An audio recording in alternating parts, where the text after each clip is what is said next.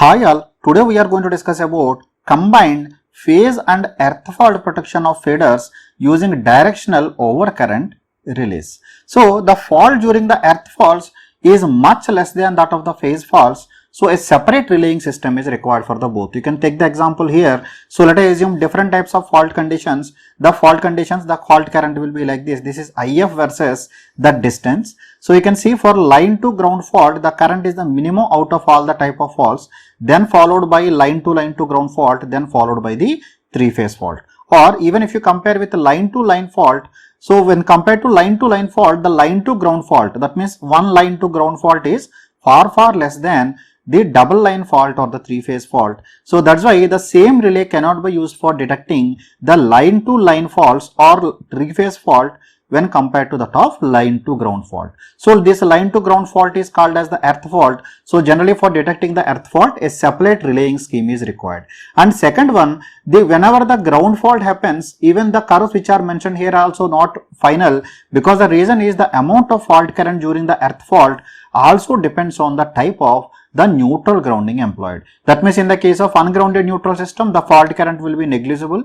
Only the capacitive current will be there. And whereas if you go for like even resonant grounding, that means Peterson coil grounding, even same problem will be there. And only if you are going for the solid grounding, in that case the curves are mentioned here. So let us see one by one different types of earthings. So what are the different schemes that are employed? So I am taking the case, this is my fader. So this is the circuit breaker which should be controlled. Let us first see the circuit breaker part and then we will proceed for the other things. So the directional overcurrent relay for anything contains the two elements. One is the overcurrent element and second one is the directional element. So the directional elements, so I am representing with suffix D, and overcurrent element I am representing with O. And for the phase A and C, let us take the three phases as A, B, C. For the phase A and C, I am using the directional element for that respective phase and the overcurrent element for the respective phase. Whereas the center one, I am using for the ground fault only. That means using only three relays, we are going to protect both the phase fault as well as the ground fault. So that's why the center one, so I am representing by RG. That means a relay that is connected to the ground fault, that is directional. Similarly, this is a relay for ground fault for overcurrent, because two elements will be there.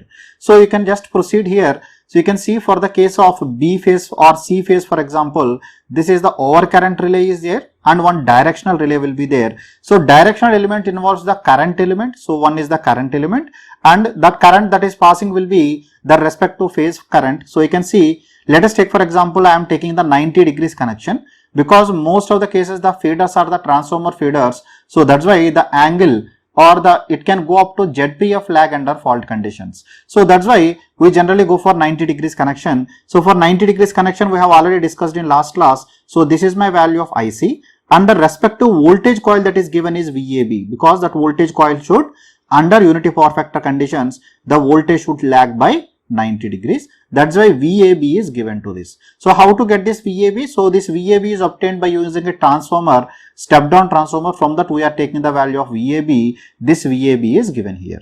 Now coming to the phase number A. So for the phase A, there is a overcurrent relay. Similarly for the directional element, the current that is passing will be the current that is passing through A. So you can see IA is there. And what should be the voltage coil element? Voltage coil element should be VBC. So this VBC is obtained from here, that VBC is given here. So directional relay is over. Now coming to the earth fault. So because this is the combination is there here, star connection. So here the sum of the currents, the positive and negative sequence component currents will sum up to 0. Only zero sequence component will be there. So zero sequence component of all the three phases will add up. So that's why this becomes 3 times of I0. So that zero sequence component of current will pass through both overcurrent as well as the directional current relay or current element of your ground fault relay. So now coming to the voltage, because this is the value of zero sequence, so same zero sequence component of voltage will be given here. So that voltage will be equal to 3 times of V0. So that means we should get the residual value of because this current is called as a residual current or the sum of the current or the zero sequence current. So similar is the case, I want to get the residual voltage. In order to get this residual voltage, we go for another transformer. The primary side will be connected in star, secondary side will be connected in open delta. That means it is delta connected like this, and this will be my residual voltage. You will get it as 3 times of the zero sequence component of the voltage, or otherwise we will get the residual voltage there. So how to get the residual voltage? So that I am explaining now. So to get the residual voltage, let us assume this is my value of VR, this is my value of Vy, and this is my value of Vb. So that if you take the transformer there, how the transformer is connected? The transformer is connected like this. This one is connected to this one, and this one is connected to this one, and this one is taken out. So this will be like this. The R phase, end of R phase is connected to beginning of B phase, then B is connected to C, and C is taken out. So this I can write like this. This is my R, this is my value of VR. So this one is connected to the B. So this is my value of VB. So actually this will be the vector sum of the voltages that will come at your residual voltage at your output. This is VB, and through this VB we will add the value of VC. So let us take it as ABC. So or R by B, sorry, because the confusion will be there. So that's why I am taking this as ABC only, so that the analysis will be easy. So this voltage I am taking as VA, this voltage is VB, this is VC. So VA is here, the tip of A is connected to B. That means let us assume that I am taking the notation like this. The tip of A is connected to B, tip of B is connected to C, and tip of C is taken out. So this is B, and this is my value of VC. So from these two terminals I take my residual voltage. So under normal operating conditions, residual voltage is equal to 0. So let us take the case some fault has happened in the phase A. That means let us assume the fault happened in phase A. So when the fault happens in phase A, now what happens? The neutral point will shift there. So let us assume the grounding that is employed is Petersen coil grounding or voltage transformer grounding. So in the Petersen coil grounding, because the coil will drop the complete value, this is just similar to that of ungrounded system. Only difference is some current can pass through this coil when compared to the ungrounded system. So now what happens? Instead of the neutral point here, now the neutral point will shift to this location. So automatically the voltage across the remaining phases will be changed like this. So this is my value of voltage of, this is C, right? Voltage of C with respect to A, and this is the voltage of B with respect to A, or with respect, we can tell this as VB N dash. Now this neutral point is shifted here. So this is VB N dash, this is VC N dash. Getting this one? So for this particular fault, so what will happen? So this will be the value. So if you want to know about how this connection comes, I have already explained in module number 3 how to get the residual voltage and residual current. I have explained how these voltage will be produced here in detail. So how this neutral is shifted and other things, you can please refer there. So now what happens? So the value of VA is now, because it is shifted, neutral is shifted from here to here. So the value of VA will be equal to 0, because voltage across the primary side of this coil will be equal to 0. Only VB will be there. So this VB is now shifted like this. This is my value of VB N dash. And for this VB N dash, I have to add the VCN. I have to take this parallel. So VC N dash. Exactly I was not able to draw. So this is my value of the residual voltage. So this much value of residual voltage will come. So how much will be the residual value if we measure it? This will go up to, it can go up to √3 times of the value. It can go up to the Hughes value. So other option is, if you don't want this much Hughes value, and if you don't want to waste the money extra for this extra transformer, if you are going for the Petersen coil grounding, you can use it as a transformer, and the secondary induced voltage, this voltage can be taken as the residual voltage. That means in this case the residual voltage will be maximum, it will go value of up to the phase value of the voltage only, and separate transformer, high costly separate transformer is not required. Getting this one? So let us proceed further. Again I am telling you, if you want the complete details about this residual, how it came, you can please refer to module number 3. So there I have explained how to get the residual voltages and currents. So now let us proceed further, make the analysis to understand this concept clearly. So I am taking the case of this voltage transformer grounding. So in the case of, or we can call it as the Petersen coil grounding, or it is also called as a resonant grounding. So for the resonant grounding, it is done like this, because exactly we cannot tune your circuit. Always some current will pass under fault conditions. Ideal conditions, no current should pass through this, but practically some current will pass. So that only zero sequence component I am considering now, because I want to analyze my earth fault conditions, because phase fault conditions are easy and you already know about them. So now this is my value of IR, residual value of the current is coming. This residual value of current will be equal to 3 times of I0, that will pass through this. So now let us assume the fault has happened in the phase A. So fault has happened here. So because of the fault happens, the fault current will pass.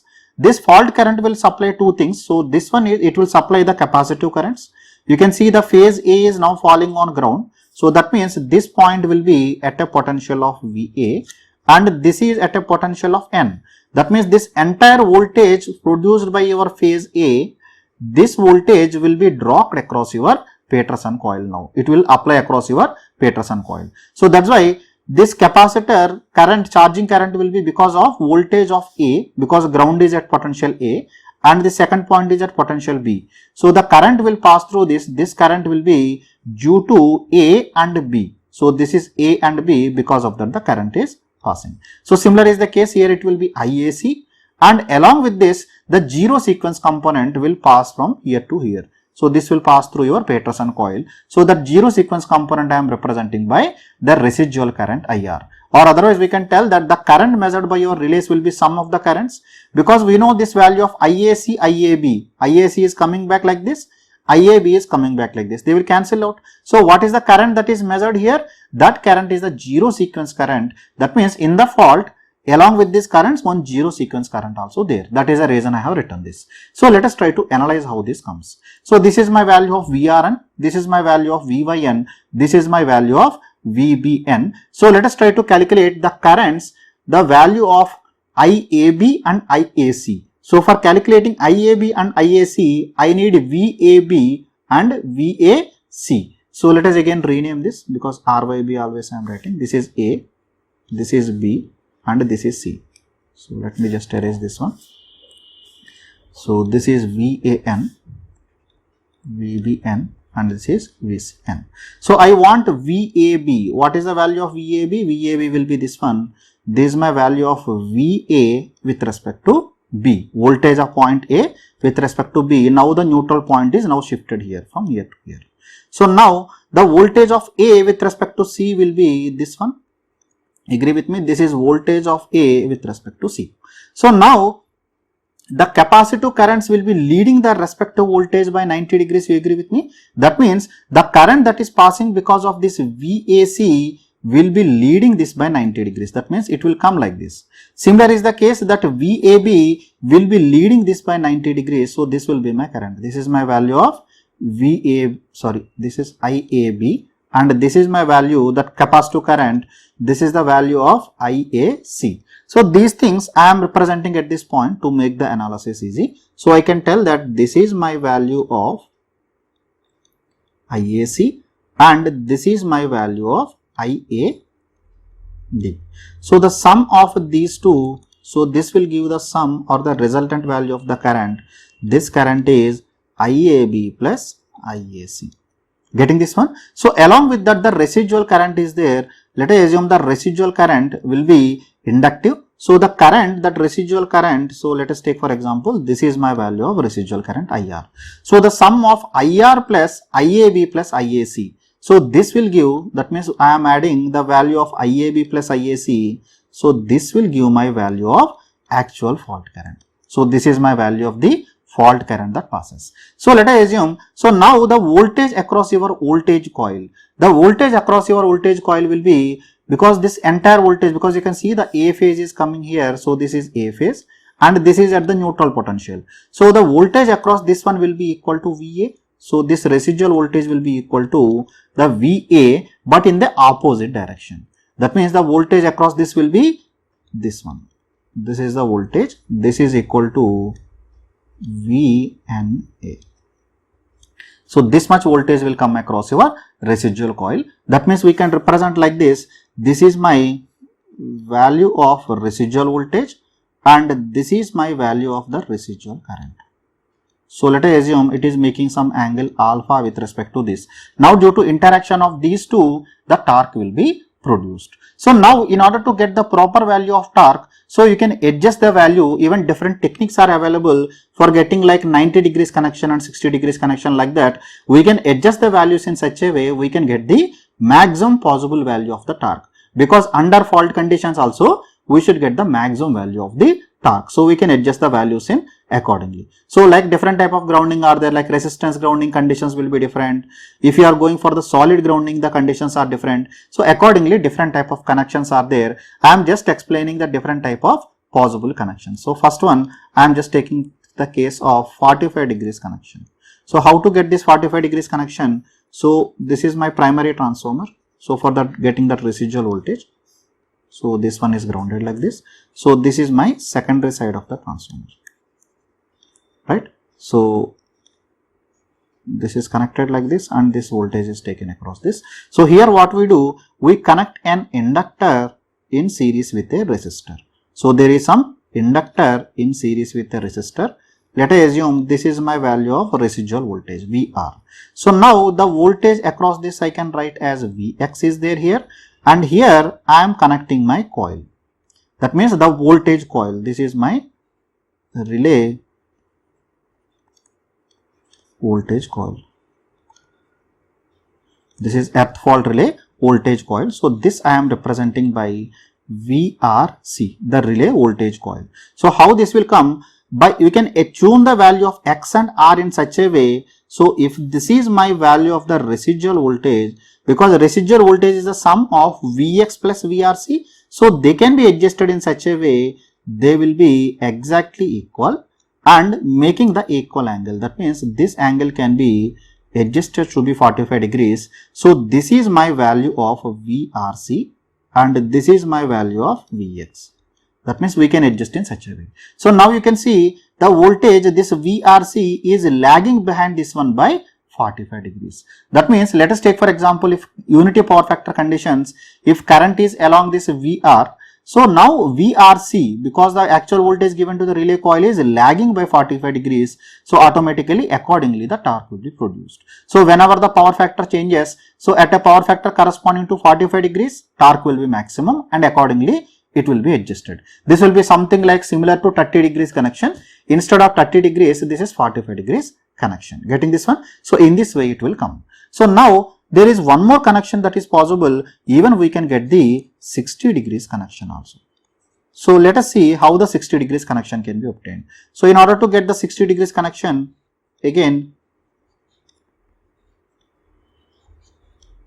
this is my transformer. So for this transformer, what we do, I will connect a capacitor in series with a resistor and series with a reactor, and this one we can take it as VC, VR, and the relay current is taken across this coil. Getting this one? So using this I can get it. So your entire voltage will be equal to V residual voltage. So using this, what we will do, this is my value of the residual voltage. So we can adjust it in such a way the current passing through your capacitor will, voltage across your capacitor will be VC, and the voltage across VRC, so VRC can be obtained in such a way, this is my value of VRC. VRC. So this is my residual value of the voltage and this is my value of VR. So using this I can adjust this value. So this is my current. So this one I can adjust by getting equal to 60 degrees. That means whatever is the VRC is coming, take the reverse connection of VRC. So VRC connection is reversed to get 60 degrees phase shift. So I want to just discuss briefly, that's why I am discussing briefly only. So if you try to analyze, you will get this answer. If you are not getting, then anyway you can ask me. So this way I can get my combined both the phase fault as well as ground fault detection under different conditions. I hope that how to tune the circuits for different conditions, how to get the residual overcurrents are clear to you. So if you still have any queries, you can leave your comments in the comment section below. I will answer to your queries from there. Thank you very much.